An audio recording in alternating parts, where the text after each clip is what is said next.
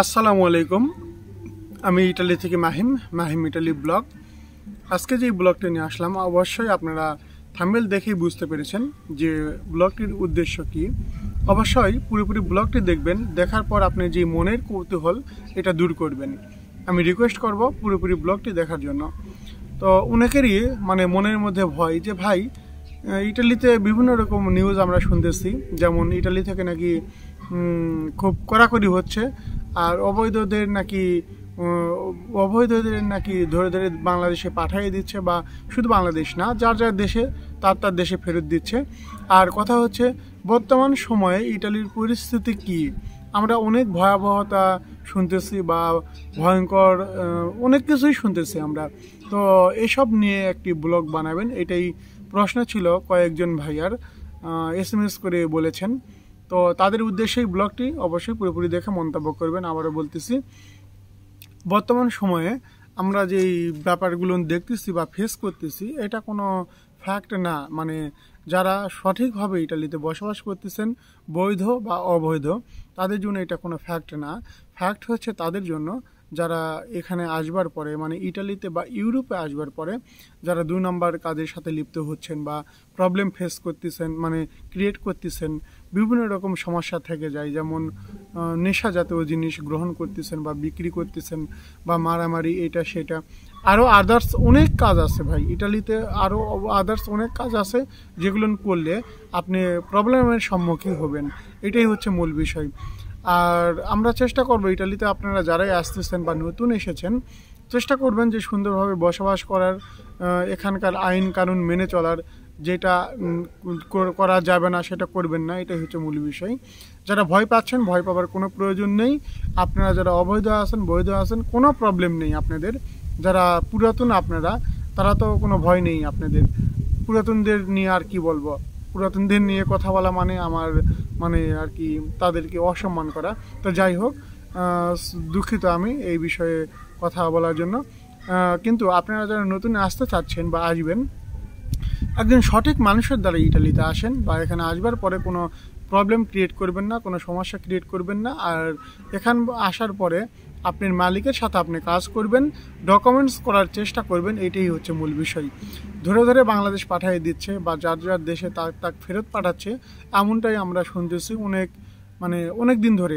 তো এই ক্ষেত্রে যদি আমি বলতে যাই, দেখেন, শুধু তাদেরকেই পাঠাই যারা এখানে প্রবলেম ক্রিয়েট করে বা সমস্যা ক্রিয়েট করে, মারামারি লিপ্ত হয়, বা বিভিন্ন এই দেশের বা ইটালির বা ইউরোপের আইনের খেলাপ যখন চলে যাবেন আপনি, তখন আপনার জন্য এটা প্রবলেম হতে পারে, সাজা দিতে পারে আপনাকে, আর আবার হতে পারে বাংলাদেশে পাঠিয়ে দিতে পারে।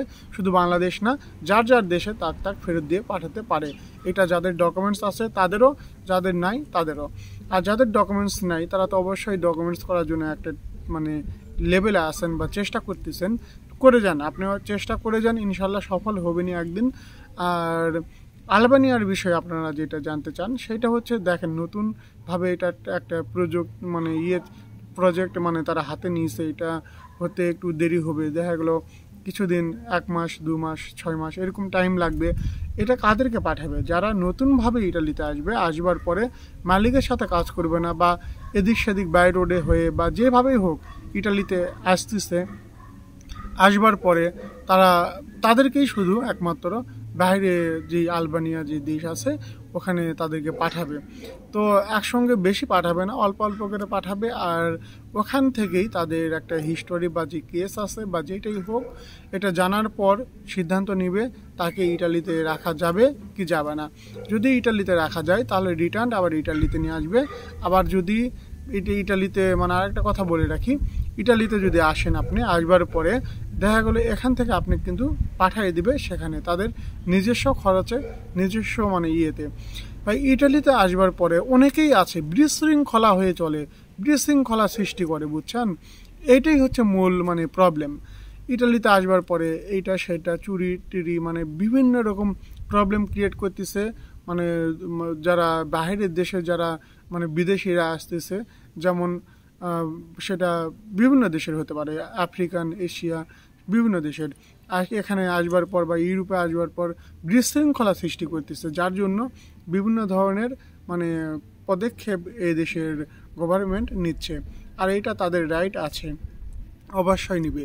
আমাদের বাংলাদেশে যদি এখন রোহিঙ্গারা যারা আছে, মানে বাইরের দেশ থেকে যারা এসে আমাদের উপরে কথা বলবে বা আমাদের প্রবলেম ক্রিয়েট করবে, আমাদের সাথে মারামারি করবে, চুরি করবে, এটা সেটা করবে, এটাকে আমরা মেনে নেব? অবশ্যই মেনে নেব না। তো এইসব কারণেই আজকে এই পরিস্থিতি। এটার জন্য দায়ী একমাত্র যারা আসে, এখানে আসবার পরে প্রবলেম করতেছে তারাই। তো এখানে আমরা আসবার পরে, নতুন যারা আসবেন আপনারা আসবার পরে কোনো প্রবলেম ক্রিয়েট করব না। এমনিতেই মানে খুব প্রবলেম দেখা দিচ্ছে সামনে, তো এর থেকে বড় কিছু যেন আর না হয় সেই চেষ্টাই করব। এই ভিডিওটা করার উদ্দেশ্য আমাদের বাংলাদেশি ভাইদের জন্য, কারণ অন্যান্য দেশের লোকজন তো আর আমার কথা বুঝবে না। আবার আমাদের বাংলাদেশিরাই যে শুধু এরকম করে তা না, আমরা কিন্তু একমাত্র বাংলাদেশিরাই কিন্তু ভালো একটা পর্যায়ে আছি, আমরা এসবের মধ্যে নাই। কিন্তু ওই যে 2 নম্বরে কাজ করে, এখানে আনবার পর মালিক খুঁজে পায় না, তারা নতুন করে কেস মারে ইটালিতে থাকবার জন্য বা কাগজের জন্য। তখন গভর্নমেন্টও যখন এটা চেক করে, দেখে যে এখানে আসবার পর মালিকের সাথে যোগাযোগ করেনি বা মালিকে বেফেতরায় নিয়ে যায়নি, এসব বিভিন্ন রকম কারণ হয়। তখন তারা চিন্তা করে যে এইভাবে সঠিকভাবে ভিসা দেওয়ার পরেও যদি আসবার পর যদি এইসব কাজ হয় তাহলে তো প্রবলেম। তো যার কারণে অনেক মানে পদক্ষেপ নিচ্ছে এই দেশ থেকে। তো এটা রাইট আছে তাদের। আর আপনারা যারা আসবার পর মালিকের সাথে কাজ করব সঠিক ডকুমেন্টস নিয়ে, তো আমাদের কোনো প্রবলেমই নেই। দোয়া রইল আপনাদের জন্য। আপনারা যারাই আসতেছেন অবশ্যই মালিকদের সাথে কাজ করবেন, মালিকদের সাথেই থাকবেন। তো অনেক বক করে ফেললাম, এর মধ্যে আপনারা অনেক ক্ষিপ্ত হয়ে গিয়েছেন বা বিরক্ত বোধ করেছেন, আমি দুঃখিত, ক্ষমার দৃষ্টিতে দেখবেন। আর আমার কথার মধ্যে ভুল ত্রুটি হয়ে যেতে পারে, আমি আবারও সবার কাছে ক্ষমার প্রার্থী। তো সবাই ভালো থাকবেন। আল্লাহ হাফেজ। আসসালামু আলাইকুম।